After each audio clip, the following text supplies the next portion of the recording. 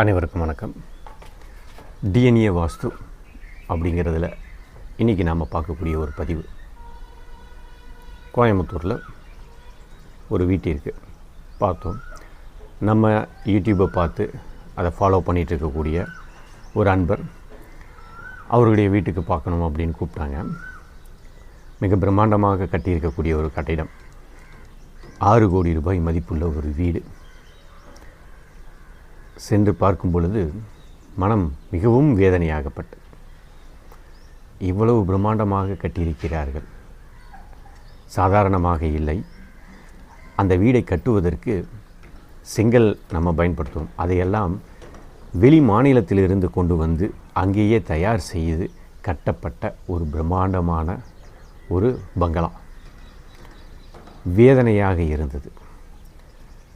இந்த கட்டிடத்தை கட்டுவதற்கு ஒரு வாஸ்து நிபுணரை அழைத்துத்தான் அந்த கட்டிடத்தை கட்டியிருக்கிறார்கள் என்று கூறும்போது அதைவிட வேதனையாக இருந்தது. ஏனென்றால் அந்த கட்டிடத்தை கட்டி அந்த கட்டிடத்திற்கு அவர்கள் வாழ ஆரம்பித்த பிறகு அவர்களுக்குள் பொருளாதார பிரச்சனை, உடல் ரீதியான பிரச்சனை. உடல் ரீதியான பிரச்சனை அப்படின்னா அவர்களுடைய மனைவிக்கு இரத்தம் சார்ந்த ஒரு நோய், தீர்க்க முடியாத ஒரு நோய். அது என்னங்கிறத நீங்களே புரிஞ்சுக்குவீங்க. அந்த வீட்டுக்கு வர வரைக்கும் அவங்களுக்கு அந்த பிரச்சனையெல்லாம் இல்லை. அந்த வீட்டுக்கு வந்ததுக்கப்புறம் தான் அந்த பிரச்சனை ஆரம்பிச்சிருக்கு. அதிலிருந்து அவங்கள காப்பாற்றுறதுக்கான வாழ்க்கையை மட்டும்தான் அப்போ வாழ்ந்துட்டுருக்கும்போது அந்த நேரத்தில் தான் நம்ம அந்த வீட்டுக்கு பார்க்கக்கூடிய ஒரு சூழ்நிலை ஏற்பட்டது. தீர்க்க முடியாத நோய் அப்படின் போது நீங்கள் புரிஞ்சிருப்பீங்க, இரத்தம் சார்ந்து. சரி, அந்த வீடு எப்படி கட்டப்பட்டு இருக்கிறது அப்படின்னு பார்த்தீங்கன்னா, ஒரு வீடு நம்ம கட்டுறோம் அப்படின்னா நம்ம தேவைக்கு தகுந்த மாதிரி தான் கட்டுப்போம். அதே மாதிரி அவங்க கஸ்டமைஸ்டு பில்டிங் அப்படின்ற மாதிரி தான் அவங்க கட்டியிருக்காங்க. கீழ்தளத்தை முழுமையாக அவர்கள் தங்களுடைய இல்லத்திற்காக பயன்படுத்தவே இல்லை. அதாவது கார் பார்க்கிங்காக அதிகமான இடத்த விட்டுட்டாங்க. கீழே இருக்கக்கூடிய ஃப்ளோரை வந்து பார்த்திங்கன்னா கீழே இருந்து மாடிக்கு ஏறுறதுக்கு ஒரு படிக்கட்டுக்கு ஒரு ப்ரொவிஷன் கொடுத்துட்டாங்க. மீதி இருக்கக்கூடியது ஒரு அலுவலகத்துக்கான ஒரு அறைக்கு உண்டான ஏற்பாடுகளை செஞ்சுக்கிட்டாங்க.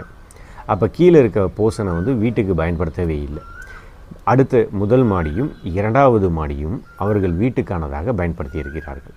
சரி, அப்போ இதில் என்னதான் தப்பு அப்படின்னு நம்ம பார்த்தோம் அப்படின்னா, இவ்வளோ பிரம்மாண்டமாக கட்டின வீட்டுக்கு அந்த மனைக்கு வடகிழக்கு என்கின்ற பகுதியில் படிக்கட்டு வைத்திருக்கிறார்கள். சரி, ஒரு பகுதியில் தான் முக்கியமாக உள்ளே நுழையக்கூடிய பகுதியில் தான் வடகிழக்கு பகுதியில் படிக்கட்டு வச்சுருக்காங்கன்னு சொல்லலாம். இதுலேயும் பார்த்திங்கன்னா உச்சவாசல் என்று கூறுவார்கள் அல்லவா, வடகிழக்கில் வந்து படிக்கட்டு வச்சுருக்க. உச்சவாசல் வைத்திருக்கக்கூடிய இடத்திலேயே தான் அந்த படிக்கட்டு, மாடி ஏறுவதற்கான படிக்கட்டும் அமைந்திருக்கின்றது. சரி, வாஸ்து அப்படிங்கிறது இப்போ நம்ம பார்க்குற வீட்டுக்குள்ளே மட்டும் அப்படின்னு நம்ம நினச்சிட்ருக்குறோம். வீட்டுக்கு வெளியவும் வாஸ்து இருக்குது, வீட்டுக்கு உள்ளேயும் வாஸ்து இருக்குது. நாம் வசிக்கக்கூடிய ஒவ்வொரு அறைக்கும் வாஸ்து இருக்குது. ஏன்னா ஒவ்வொரு இடத்துலையும் 4 மூலைகள் இருக்குது. எங்கெல்லாம் 4 மூலைகள் என்று இருக்கின்றதோ அப்போ அஷ்ட திக்குகள் இருக்கிறது என்று பொருள். அதற்குண்டான அதிர்வலைகள் உண்டு. அவருடைய கிச்சன், சமையலறை பிரம்மாண்டமாக இருக்கிறது, மாடலர் கிச்சன். அந்த மாடலர் கிச்சன்லேயும் வடகிழக்கு என்கின்ற பகுதியில் தான் படிக்கட்டு. ஸோ கீழே தரைதளத்திலிருந்து முதல் தளத்துக்கு ஏறும் பொழுதும் வடகிழக்கு பகுதியில் தான் படிக்கட்டு. அதே அப்படியே கிச்சன் வழியாக உள்ளே போய் கிச்சன்லேருந்து மேலே போகிற மாதிரி படிக்கட்டு வச்சுருக்காங்க, அதுவும் வடகிழக்கில். அது மட்டும் இல்லாமல் அந்த வீடு முழுமையாக கிழக்கு அடைப்பட்ட ஒரு வீடு. கிழக்கு பகுதி கீழே தான் அடைப்பட்டு இருக்கிறது அப்படின்னு பார்த்தா எப்படின்னு கேட்டிங்கன்னா, அதற்கு கிழக்கு பகுதியில் வீடு இருக்குது, இவங்க வீடு மேற்கு பகுதியும் இருக்குது. அப்போ அந்த கிழக்கு பகுதி முழுமையாக அடைச்சாச்சு. அதை என்ன பண்ணிட்டாங்க, இவங்க வீட்டுக்கும் அவங்க வீட்டுக்கும் இடைப்பட்ட பகுதியை முழுமையாக மேலே வந்து அடைச்சிட்டாங்க. ஒன்று. அது மட்டும் இல்லாமல் கீழே இருந்து மேலே கட்டிடம் எழுப்பி இருக்கிற வரைக்கும் முழுமையாக கிழக்கு அடைப்பு. அங்கே எங்கேயுமே கிழக்கு ஓப்பனே கிடையாது. சரி, இங்கே தான் அப்படி இருக்குது. சரி, முதல் தளம் பார்த்து 2வது தளம் பார்த்து மேலே டாப் ஃப்ளோர் போய் பார்க்கலாம் அப்படின்னு பார்த்தோம் அப்படின்னா, அங்கேயும் அதே மாதிரி என்ன ஆயிடுச்சுன்னா, கீழேருந்து படிக்கட்டு மேலே வர்றது அப்படிங்கிறதுனால அதுக்கான என்னது ஓடிஎஸ் ஒன்று போட்டிருக்காங்க. அது படிக்கட்டுக்கு உண்டானது மாதிரி. அதுவும் முழுமையாக மேலே கிழக்கு அடைத்ததாகவே இருக்கிறது. ஸோ கிழக்கு அடைப்பட்டுருச்சு அப்படின்னாலே நீங்கள் தெளிவாக புரிஞ்சுக்கணும், அந்த வீட்டில் பெண்களுக்கு பாதிப்பு உண்டு, இரத்தம் சார்ந்த விஷயங்களில் பாதிப்பு உண்டு. அப்போ நான் சொன்னேன், இந்த மாதிரி ஒரு பெண்ணுக்கு இந்த வீட்டில் பாதிப்பு இருக்கிறது, இரத்தம் சார்ந்த பாதிப்பு இருக்கிறது, அது தீவிரமாக இருக்கிறது அப்படின்னு சொல்லும்போது தான் அவங்களுக்கு என்ன நோய் ஏற்பட்டிருக்கு அப்படிங்கிறதையும் சொன்னாங்க. அதுக்கு தான் என்ன பண்ணுறதுன்னு தெரியாமல் உங்களை நான் கூட்டிகிட்டு வந்தேன் அப்படின்றத ஒத்துக்கிட்டாங்க. சரி, இதுக்கு நம்ம என்ன தான் பண்ணுறது, அது மட்டும்தான் பிரச்சனையா அப்படின்னு பார்த்தா, அது வடக்கு பார்த்த மனை, தெற்கு வடக்கு பார்த்த மனை. அந்த வாஸ்து பார்த்த நிபுணர் என்ன சொல்லியிருக்கிறார் அப்படின்னா, இன்னும் ஒரு கணக்கு போட்டு இன்னும் கூடுதலாக பின்புறம் இருக்கக்கூடிய மனையும் சேர்த்து நீங்கள் வாங்கிட்டீங்கன்னா இன்னும் உங்களுக்கு நல்லது அப்படின்னு சொல்லி, அது பத்தாதுன்னு சொல்லிவிட்டு இன்னும் பின்னாடி இருக்கக்கூடிய இடத்தையும் கொஞ்சம் சேர்த்து இந்த மனையோடு எடுத்து நீளமாக கட்டடத்தை கட்டிட்டாங்க. அதை விட கொடுமை என்ன தெரியுங்களா, ரொம்ப வேதனையான ஒரு விடயம். ஸோ உள்ளுக்குள்ளே நிறைய மாற்றங்கள் எல்லாம் நிறைய இருக்குதுன்னு வச்சுக்கோங்களேன். அதை கூட நம்ம சரி ஒரு பிழை இருக்குதுன்னு ஒத்துக்கலாம். ஒத்துக்கொள்ள முடியாத மிகப்பெரிய ஒரு பிழை அப்படின்னா, இது சாதாரணமான ஒரு இயல்பாக வாழக்கூடிய ஒரு மனிதராக இருந்தாலும் கூட அவர்கள் அதை யோசிப்பார்கள். பாவம், அந்த நபர் அவர் மீது, அந்த வாஸ்து நிபுணர் மீது அளவு கடந்த நம்பிக்கை வைத்து விட்டார்.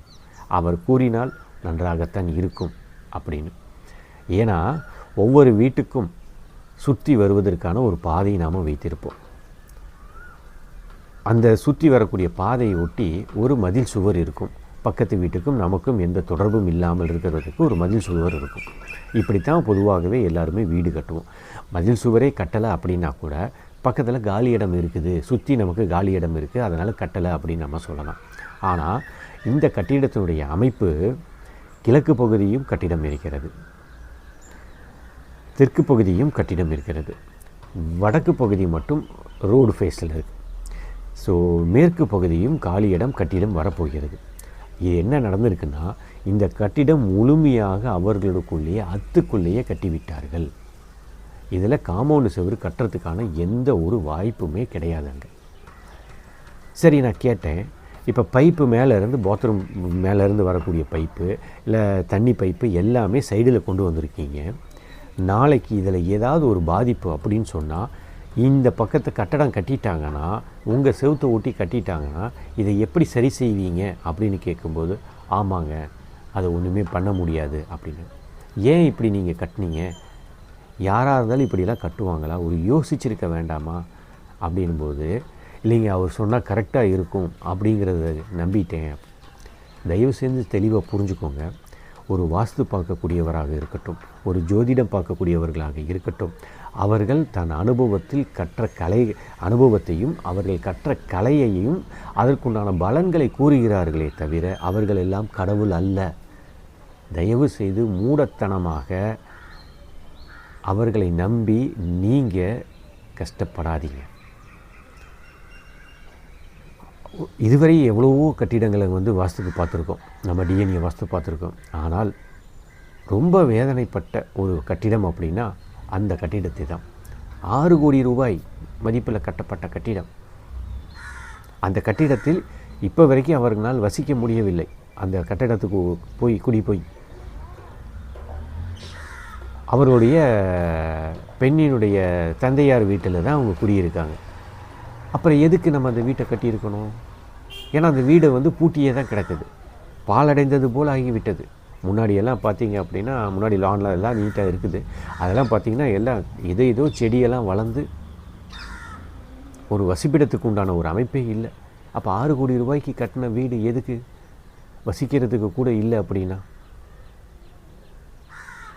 என்ன சொல்ல முடியும்? நம்ம சொல்லுங்கள், எந்த விஷயத்தை நம்ம அந்த வீட்டில் ஆல்டர் பண்ண முடியும்?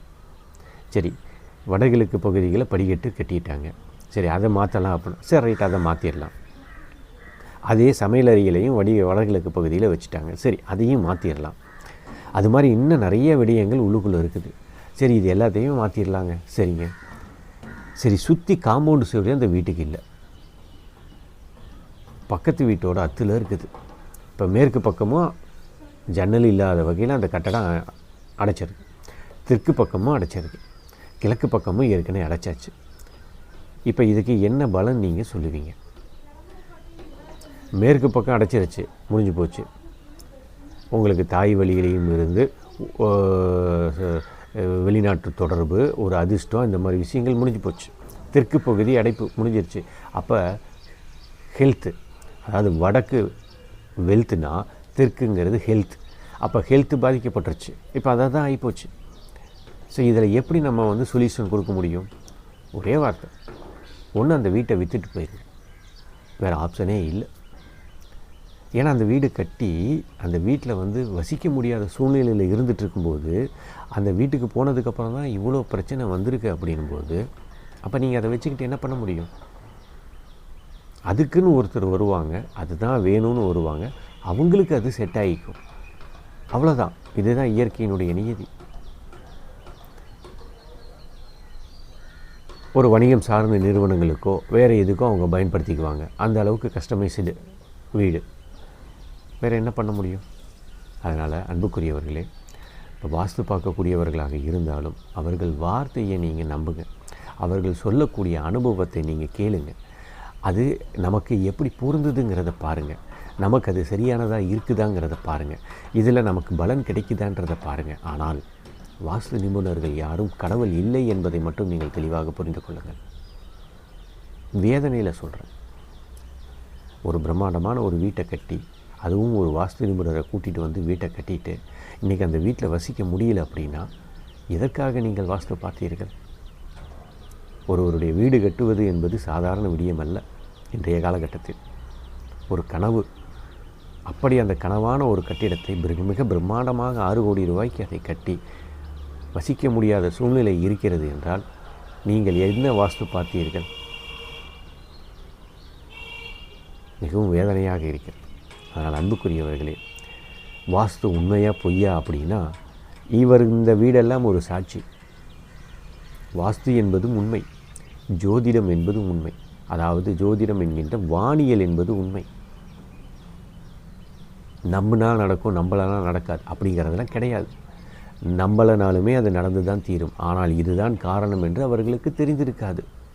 ஏனென்றால் வாஸ்து மீது நம்பிக்கையே இல்லாதவன் தான் நான். அப்படி இருந்த எனக்கு டிஎன்ஏ வாஸ்து என்கின்ற ஆராய்ச்சியில் ஏற்பட்டு அவற்றுடைய அனுபவத்தை பிறருக்கு கொடுக்கும்போது எவ்வளவு மாற்றங்கள் ஏற்பட்டிருக்கும். இப்போ அவர்களுக்கு தீர்க்க முடியாத ஒரு வியாதி என்று கூறினேன். அதே போல் நம்மளுடைய இதற்கு முன்பு பார்த்த நம்மளுடைய அன்பர்கள் பல பேற்றுக்கு மருத்துவத்தால் தீர்க்க முடியாத வியாதிகள் என்று சொன்னவர்கள் எல்லாம் இன்று குணமாகி இருக்கிறார்கள். அது வேறு. ஸோ நம்ம போய் பார்த்ததுனால தான் குணமாகிடுச்சுன்னு சொல்ல வரல. அவர்கள் வாழ்ந்து விட்டார்கள், குணமாகி இருக்கிறார்கள். ஸோ டிஎன்ஏ வாஸ்து அப்படிங்கிறது உங்களுக்கான பரிபூரணமான தீர்வை கொடுக்கக்கூடியதாகத்தான் இருக்குமே தவிர உங்களை குழப்பத்திற்கு தள்ளாது அப்படிங்கிறத இந்த பதிவில் ஆழமாக சொல்கிறேன் நான். ஏன்னா நீங்களும் நானும் இன்று இருப்பதற்கு நம்முடைய முன்னோர்களினுடைய தொடர்பு தான் காரணம். அந்த முன்னோர்களின் தொடர்பு தான் நம்மளுடைய மரபணு. இந்த மரபணு தான் அந்த குலதெய்வத்தினுடைய ஆற்றல். இப்போ அந்த வீட்டில் வடகிழக்கில் படிக்கட்டு வச்சாச்சு. அந்த வீட்டில் குலதெய்வ வழிபாடே கிடையாது. அவங்க கேட்டோன்னு ஆமாங்க வழிபாடே இல்லை. அப்போ எப்படி குலதெய்வத்தினுடைய ஆற்றல் ஒரு வீட்டில் இல்லை அப்படின்னா எப்படி அந்த வீடு சுபிட்சமாக இருக்கும்?